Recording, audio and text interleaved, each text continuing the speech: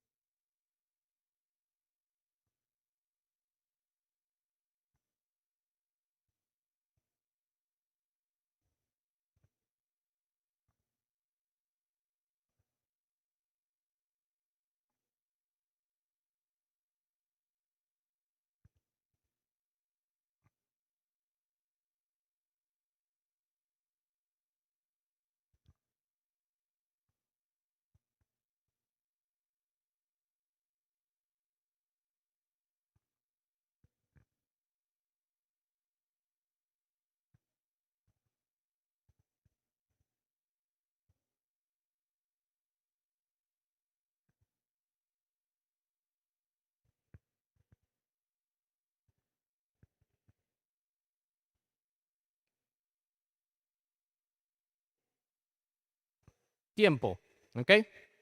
Eh, Ahora, les pregunto, ¿cómo se sintieron con esa experiencia?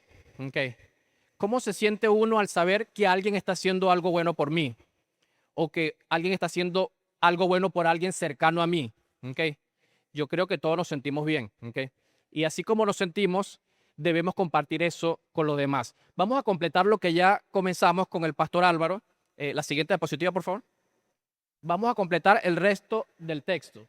Y lo vamos a completar con Mateo y vamos a tratar de identificar el vínculo que tenemos entre estos dos pasajes, ¿ok? O cómo los podemos relacionar, mejor dicho.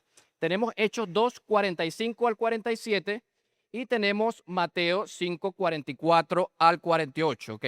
Voy a leer la pregunta de reflexión y después me voy a regresar para dejarles el pasaje acá, ¿ok? ¿De qué manera se amaban los creyentes en el siglo I, ¿ok?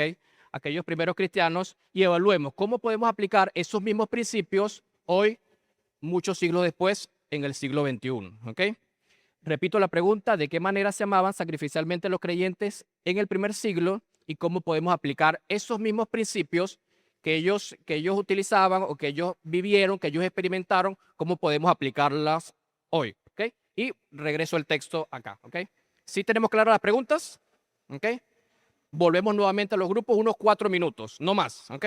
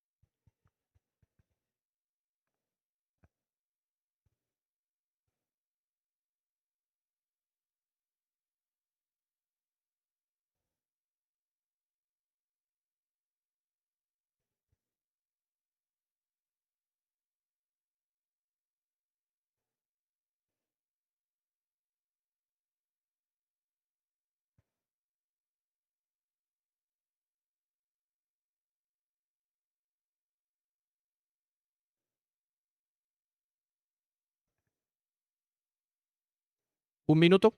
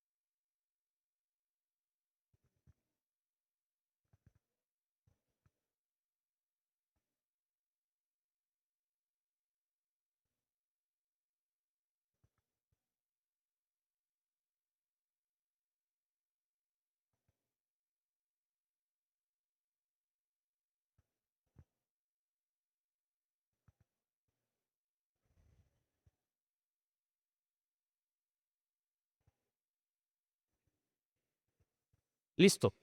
¿Ok? Fíjense, ¿no?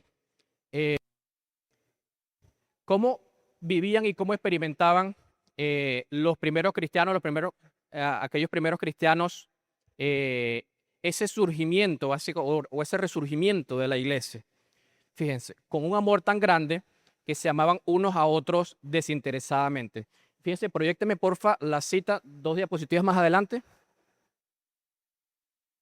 Fíjense lo que dice el libro Hechos de los Apóstoles, ¿ok? El libro de la hermana Elena G. de White. Dice: después del descenso del Espíritu Santo, los discípulos salieron a proclamar al Salvador resucitado, con el único deseo de salvar almas. Se regocijaban en la dulzura de la comunión con los santos. Eran tiernos, considerados, abnegados, y dispuestos a hacer cualquier sacrificio por la verdad. En su relación diaria, unos con otros, revelaban el amor que Cristo les había mandado revelar. Con palabras y acciones desinteresadas, se esforzaban por encender este amor en otros corazones. Tremendo, ¿verdad? Esta era la experiencia de aquellos en el siglo I. ¿Okay? Y fíjense, ¿qué es lo que más deseamos nosotros como iglesia? ¿Okay?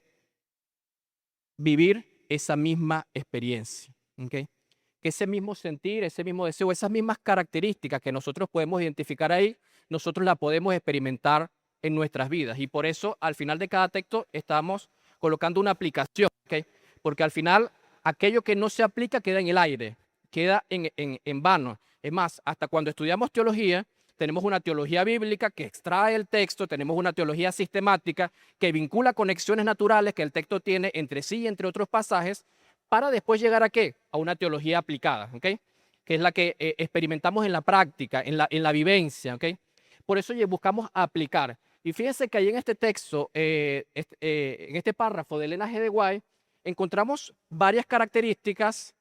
Ustedes las pueden enumerar si desean o las pueden ir identificando a medida que yo voy hablando acá, pero son varias que ellos experimentaban y que es nuestro deseo que nosotros podamos experimentarlas. Fíjense que yo aquí enumeré algunas, ¿ok? Uno, deseo de salvar almas, ¿ok? Todos eran, ¿qué? Misioneros, ¿ok? Y ser misionero no significa tal vez tener un estatus misionero, porque todos debemos tener un corazón misionero. Más allá de que trabajemos alguno como pastor, otro como capellán, todos debemos ser misioneros. Debemos tener ese deseo que tenían ellos de ¿qué? De salvar almas. Segunda, otra característica que traigo acá, se alegraban en la comunión. ¿Okay? El compartir entre ellos era un motivo de gozo, era un motivo de regocijo, era un motivo de alegría, el compartir entre ellos. Tercero, eran tiernos. Manifestamos nosotros esa misma ternura que experimentaban ellos. Fíjense, hay personas que naturalmente expresan ternura. Por ejemplo, Tairube siempre me dice cuando ve alguna predicación del pastor Bullón, cuando lo escucha hablando, ella dice, oye, él se percibe así como un abuelito que provoca abrazarlo, que provoca apapucharlo, se percibe o se me fue ahí la palabra, como que muestra ternura, ¿ok? Muestra ternura. Otra característica otra característica que podemos extraer de ahí es que eran ¿qué? Considerados también, ¿ok? Eran considerados, ¿ok? Somos considerados con nuestro prójimo o manifestamos otra cosa. Al menos una quinta característica más, dice ahí, eran abnegados, ¿ok? Eran abnegados, estaban dispuestos a sacrificarse, estaban dispuestos a hacer cualquier cosa, y es la característica que vemos ahí más adelante. Estaban dispuestos a hacer sacrificio, pero no cualquier sacrificio, ¿ok? Sino sacrificio, ¿por qué? Dice allí, por la verdad, ¿ok? Por la verdad, ¿ok? No era cualquier sacrificio, sino un sacrificio con la verdad. Y una característica, y aquí me voy a detener un poco, y dice que ellos revelaban el amor de Cristo. ¿Okay? Revelaban el amor de Cristo. Ahora, ¿cómo lo revelaban? Ahí mismo lo dice. A ver, ¿cómo lo revelaban? Con palabras y acciones desinteresadas. Pues. Y en esto último me quiero detener un poco. Yo hay algo que les repito mucho a mis estudiantes cuando estamos en el aula de clase, ¿okay? Y a veces estamos hablando de X tema y de repente sale algo para conectarlo y les menciono estas palabras. Nosotros hacemos más con lo que hacemos que con lo que decimos, ¿okay? Porque uno puede decir muchas cosas. Yo puedo ser el mejor predicador, hablar muy bonito, pero si en la práctica yo soy otra cosa, mi mensaje, mis palabras se pierden. Y no sé si me están cagando la idea. Fíjense, yo puedo decir, oye, me paro acá un sábado en la mañana como pastor de la iglesia y les digo, hay que salir a buscar almas. Y en la tarde todos a salir a buscar estudios bíblicos. Vamos a conseguir interesados. Y la iglesia se prepara, se alista y sale en la tarde. Pero yo como pastor me quedo durmiendo. Mis palabras dicen una cosa y mis acciones otra totalmente diferente. Y las palabras no es que sean, pero las palabras deben ir acompañadas ¿de qué? De acciones. ¿Okay? Y esa era algo que experimentaba la iglesia primitiva. ¿Okay? Ellos estaban dispuestos a hacer todo lo que fuera necesario, vender sus casas, vender sus propiedades y poner lo que todo o poner todos esos recursos al servicio de todos, ¿ok? Porque todo era en común, ¿ok? Ellos tenían una unidad que nosotros cada día en nuestra vida debemos experimentar.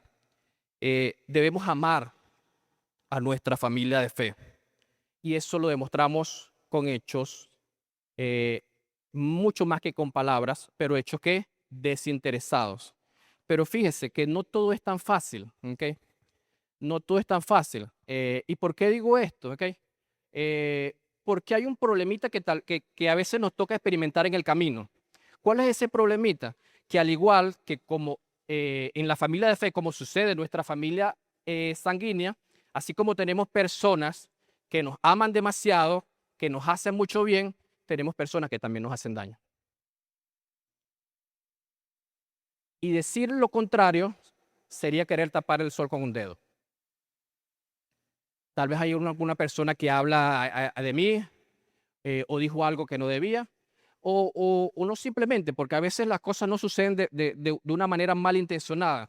Tal vez me paré mal un día, me paré con el pie izquierdo, como a veces decimos, y vine a la iglesia o vine a mi trabajo y estoy de mal humor porque X cosa me pasó, y vino el pastor Chacón a saludarme muy, muy cariñosamente, muy amablemente, y yo le dije tres cosas y le dije molesto y él ni se entera qué es lo que pasó y por qué yo lo traté mal, pero lo hice. No tal vez con mala intención, pero lo hice. ¿Okay? Y a veces causamos cierto daño. Pero fíjense que la escritura nos dice que tenemos que amar a nuestro prójimo. Y el amar a nuestro prójimo implica ¿qué? A un grupo de personas, a solo los que nos aman, a solo el que me hace bien, a todos. ¿Ok?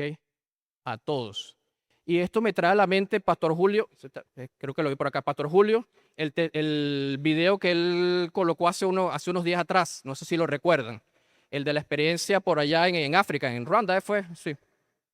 Ese es un video que ya, eso ocurrió hace bastantes años, ese testimonio, yo lo pude ver hace muchos años y tenía rato que no lo escuchaba. Y cada vez que yo escucho ese testimonio, se me colocan los pelitos así de punta. ¿Por qué? Porque, oye, ¿cómo puedes amar y incluso hasta adoptar a alguien que fue el asesino de tu familia, de tu esposo, y a ti casi te quiso matar? Pero aún así, Dios transformó el corazón de esta mujer para hacer lo que hizo. Y eso solo lo puede hacer Dios. Y fíjese, ya aquí aplica el amar a todos, inclusive a qué, como lo leímos en la cita de Mateo 5, 44 al 48, ¿ok? Tenemos que amar incluso a nuestros enemigos, a aquellos que nos hacen daño. ¿Por qué? Porque qué bien tiene amar solo al que te hace bien, al que es bueno contigo. ¿Qué mérito hay? El mérito está en amar incluso a aquel que te hace daño. Y fíjense, eh, allí está el verdadero ejemplo de Jesús para cada uno de nosotros. Y muchas veces juzgamos, tal vez, oye, pero aquí hay más personas, ¿por qué la iglesia no está llena, no está repleta? Y comenzamos a ponernos cosas a nuestra cabeza y comenzamos a juzgar cuando lo que deberíamos estar haciendo es ¿qué? Orando. Cuando lo que deberíamos estar es preocupándonos tal vez por qué la iglesia no está llena. ¿Qué está pasando a la persona que no vino? Ese debe ser nuestro deseo. Ese debe ser el deseo de nuestro corazón de ayudar a aquel que lo necesita. Y fíjense, ¿no? Las palabras de Mateo 36, 25-36 nos ilustra esto. Donde Jesús dice, estuve desnudo y ¿qué? Me cubriste. Estuve enfermo y ¿qué? Me visitaste. Y estuve en la cárcel y viniste a mí. ¿Ok? El verdadero evangelio radica en aquel que va a la persona, el que busca ayudar desinteresadamente, con palabras y qué, y con hechos. Esa es la voluntad del Señor. Y fíjense, ¿no? Ese es nuestro deseo, ¿ok? Que este año que está comenzando, 2026, podamos unirnos más, que podamos amar a nuestro prójimo así como Jesús nos amó a nosotros. Y está entre de los mandamientos que dijo Jesús, amar a Dios por sobre todas las cosas y automáticamente, ¿qué va a hacer?